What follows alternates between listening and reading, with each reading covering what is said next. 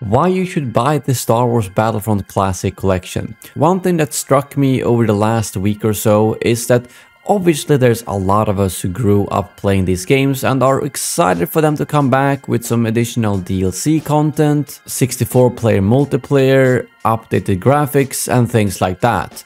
But I realized that there's actually a lot of people who have not played these games but have played the new Battlefront games who might be interested. I've seen so many comments across my social medias asking, should I try this if I've never played the classic Battlefront games before? Is it worth playing if I've only played EA's Battlefront games? And that's kind of the question I wanted to tackle in this video. If you've played the classics, you probably know most of the stuff I will say in this video, but you might still need a reminder, who knows, because the games are 20 years old at this point. Chances are you might have forgotten some things about it. And that's also the reason to why a lot of people might not have played these games. If you're 25 or younger, you most likely never had a chance to play these games. And even if you're older than so, you might just not have played the games when you were younger and still have played EA and DICE Battlefront games. Like for instance, I grew up playing the Battlefront games, but I did not play games like KOTOR or the Jedi Knight games. Simply because, well, you didn't play every game when you were a kid. My go-to Star Wars games were Battlefront 1, Battlefront 2 and the Revenge of the Sith game. So hopefully in this video I can give you a good idea of what to expect from this game and why I think you should buy it even if you didn't play it before, as obviously some things will be outdated with a 20-year-old game, but I still think you will get a lot of value for your money if you buy it, and a lot of content to enjoy. So yeah, some of the things that will obviously not have aged very well. The graphics. For me, it's fine. I've grown up with them and I'm used to it. But if you've only played the new Battlefront games and you go back to this, the difference is obviously huge. The modern Battlefront games have the best graphics of pretty much any games in existence, so obviously that's gonna be a jump down. And same goes for the combat. It's obviously a bit more arcadey, I would say, and more simplistic, but that doesn't necessarily mean bad. I still think the gameplay has aged pretty well, especially when it comes to the blaster combat. Hero combat, it's a bit janky of course, and definitely not very well balanced. But if you focus mostly on like offline play or campaign, galactic conquest and all that kind of stuff, I think all of the gameplay is just fine. I think it's when you start stepping into the multiplayer arena, that's when all the unbalancing is going to be more noticeable. But honestly, multiplayer wasn't really what I played this game for, even though I'm really excited to jump into some huge multiplayer battles and see what that's all about. So what does the game have content-wise? Well, both of the games have a campaign. And the campaign is not really something where they introduce new maps and a storyline or anything like that, but for the first game, it's basically just conquest maps stringed together to fit the storyline of the Star Wars universe. There's one for the Clone Wars and one for the Galactic Civil War. And for instance, the Clone Wars one starts on Naboo, where you have to wipe out the Gungans. But the gameplay is very similar to instant action. You simply have to wear down the enemy's reinforcements by killing them. But it is a bit unique here that you fight only Gungans and no clone troopers. Nevertheless, the Battlefront 1 campaign, in my opinion, is not really something important. I think the instant action is better. You can choose your favorite maps and you can set it up the way you want. For Battlefront 2, however, the 501st journals are quite interesting. They still use the same maps as instant action, so that's nothing unique. However, what the 501st journals does is that it basically gives you an alternate timeline to what happens in the Star Wars movies. What I mean with this is that when they made Battlefront 2, the Clone Wars series wasn't out, so no one knew about the inhibitor chips in the clone's head. So the way they instead do it here is that you get to follow along the thoughts of the 501st, and in this version they actually know about Palpatine's plans to overthrow the Jedi, even though I guess it doesn't make too much sense that all the thousands of troopers knew about this, but nevertheless, that's how it is here, which is really cool. You get to hear their thoughts and how they know that they're gonna betray the Jedi and how they do kind of secret missions for Palpatine while they're still under command of the Jedi. And I really love this. The gameplay again is the same maps as an instant action, but in Battlefront 2 you actually have different objectives, such as you need to capture a command post, you need to retrieve this data, destroy the shield bunker or things like that. So the gameplay is a bit different than instant action, and honestly, it can actually be quite challenging because you have very limited amount of reinforcements, whereas the enemy has unlimited. And the AI is kind of ass usually, because here, for instance, on Hoth, the AI for some reason turns the AT-ATs around in the opposite direction and then basically do nothing to help you with the objective, whereas the enemy AI just do like 360 no-scopes with the sniper and kill you, or kamikaze you with a rocket launcher. So yeah, it can be quite tricky. But nevertheless, the actual storyline goes from the Clone Wars and how the 501st Clone Trooper Legion actually converts into the 501st Stormtrooper Legion, and how you then do the missions under Darth Vader, all the way until when you eventually actually snuff out the rebellion, giving you a completely separate ending to what the original trilogy actually had.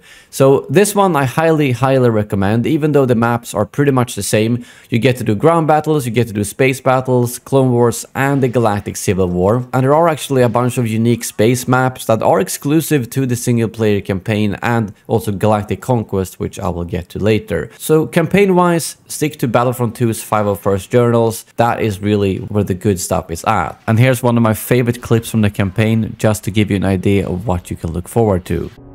When the 501st was finally rotated out of Felucia, Ayla Secura made a point of seeing us off personally, calling us the bravest soldiers she had ever seen. It's a good thing we were wearing helmets, because none of us could bear to look her in the eye. Both of the games have a ton of maps. The first game has 17 and the second game has 22 ground maps, 6 space maps, as well as 9 more that I talked about in the single player and Galactic Conquest. Obviously that's also a huge addition to the second game, the space battles. Those of you who know me know that I hate flying. It doesn't matter what game it is, I just don't like flying. But flying in Battlefront 2 I actually quite enjoy for one reason. I can board the enemy ships and actually help out from the ground.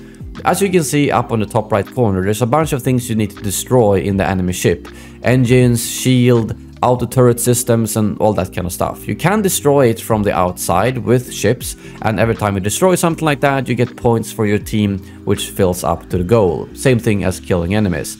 But what I do is I just board the ship, find these systems inside their hangar instead, and blow them up with time bombs. So I still get to contribute to the space battle on the ground. That's something I always really enjoyed as a kid. I went in there, just blew up the entire inside of the hangar, and once you've done that, you haven't won the game yet, so you still have to do some stuff out in space, but it will give you a huge head start, pretty much guaranteeing you the win. And another huge one, which I know any of you EA Battlefront fans will have heard, because it's always been highly requested: Galactic Conquest. Also focuses mostly around instant action gameplay, but adds a whole new layer where you actually have to conquer the galaxy. The first game has a more simplistic version where you just assault a planet, fight the battle, and you get some bonuses depending on which planets you have. The second game takes it a bit further, where you actually can use credits to spend on unlocking new troopers, heroes, bonuses, and all that kind of stuff, making the gameplay way more dynamic. For instance, in the very beginning of the Galactic Conquest campaign in Battlefront 2, you will basically just have one trooper type unlocked, and then you need to pay to unlock more of them. So this is something that was a huge feature in both games, but again, Battlefront 2 does it way better. So there are a lot of things you can basically, in my opinion at least, skip in Battlefront 1 and just do it in Battlefront 2 because it does it way better. And of course, you can play the Galactic Conquest from whatever side you want. If you want to be the Republic or the Separatists or the Empire or the Rebels, that's all up to you. You can conquer the galaxy as any faction you would like.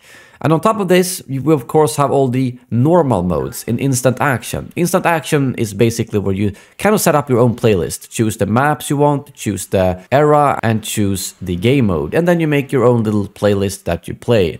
Conquest, classic. Everyone knows Conquest. You need to drain down the enemy's reinforcements by killing them, basically. You can win by capturing all the command posts, but that rarely happens, to be honest, unless the enemies have very few reinforcements left. Then we have classics like capture the flag, pretty straightforward, capture the flag. And then the assault space battles, which is the ones I previously mentioned. You need to basically reach a set amount of points by killing enemies and destroying various parts of the enemy's capital ships. We also have Hero Assault, which is obviously a big mode, which was initially only possible to play on Mos Eisley, where you get all the heroes against all the villains. I also haven't mentioned that, but in game modes like Conquest, you can obviously spawn as a hero. Each team gets one, and the person who gets to X amount of kills first gets the option to play as the hero. So if you play with bots, you will pretty much always be the first person to get that. But in Hero Assault, you get all the heroes and villains available on each side, fighting each other at the same time. Absolute chaos, and definitely the most popular mode in Battlefront 2 back in the day. The good thing about the Classic Edition is that you will now be able to play this mode across all ground maps and not just Mos Eisley. So I'm very intrigued to see how that's gonna play out. But I left what almost is the best mode to the last, the Hunt mode. Something quite unique for Battlefront 2, where you get to play as the indigenous species on multiple planets. Jawas against Tusken Raiders, sure thing.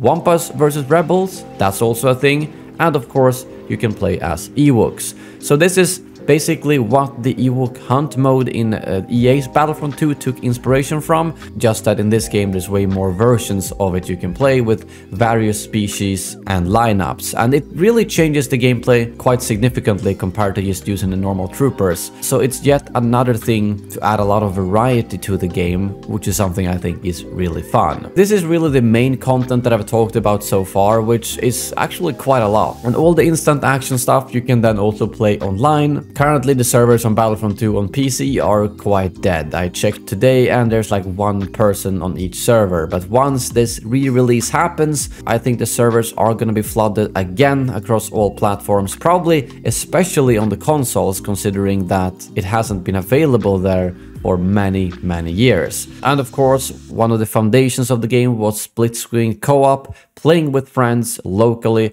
I'm not really sure if this is going to be available on PC. It does say shared split screen PvP and shared split screen co-op. So, I mean, it does say split screen. I'm assuming that means you can do it locally too. But overall, that's kind of how I grew up playing the game. I think the majority of us who grew up playing Battlefront didn't play too much multiplayer. Of course, if you had Xbox Live or PlayStation Plus, PlayStation Live, I'm not even sure what it was called back in the day. You might have played a little bit of online, but I mean, this was made to play with AI, with bots, locally with friends, either against each other or teaming up to take on the enemy AI. So to see how this game holds up in multiplayer in 2024 is gonna be really interesting. Because you know, now there's Reddit, there's internet, there's YouTube, so any little exploit, any little OP thing will be instantly spread across the internet, and that wasn't really the case 20 years ago. So I'm expecting it to be quite unbalanced, like I mentioned earlier, but I am extremely excited to give it a go nevertheless. But hopefully you've all got a good idea of what this game is gonna contain. I'm sure I've missed some things. If you guys think there's something important I've missed, feel free to let me know in the comments below. And for those of you who have not played the classic Battlefront games, are you gonna be buying it? Because I highly recommend it. It's really fun. There's a tons of new gameplay that you will never have experienced before, as well as a really interesting take on the whole 501st Journals campaign, which is actually separate from how the Star Wars canon is. But I appreciate the support as always. Thank you very much for watching, and as always, may the Force be with you.